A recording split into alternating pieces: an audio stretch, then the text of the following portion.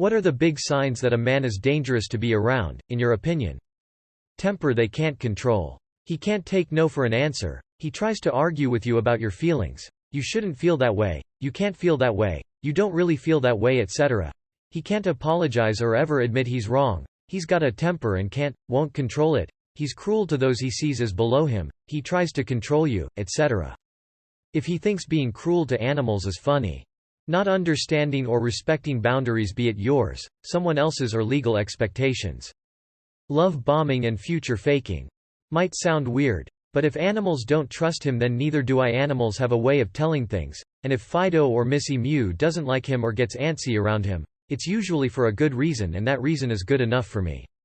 Can't admit when they are wrong, talks over me, or uses their body size to intimidate me.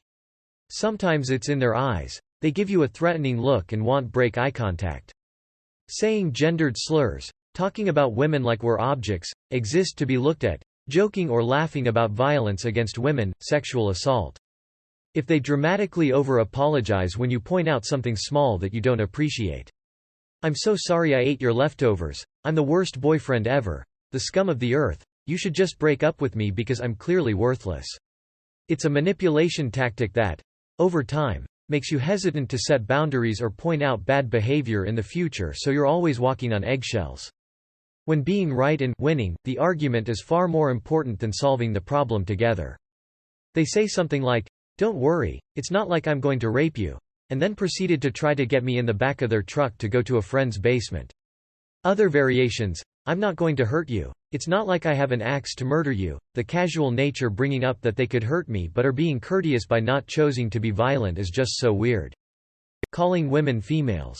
We're not dogs, and labeling us the same way you'd label animals in regular conversation makes me feel like you don't see us on the same level of respect as men. Gets angry, loses his temper easily. Prone to yelling. Repeatedly asking for the things you already said no to. Especially physical things. Him just doing it anyways is obviously bad, but the repeated asking for a yes makes you feel like the bad guy for not being comfortable with it. You end up ignoring your own boundaries cause you feel guilty. They make you feel bad about yourself. He gets disproportionately angry about small things. If he rages and yells because someone cut him off in traffic or because the drive-through got his order wrong, what's his reaction going to be when you accidentally piss him off?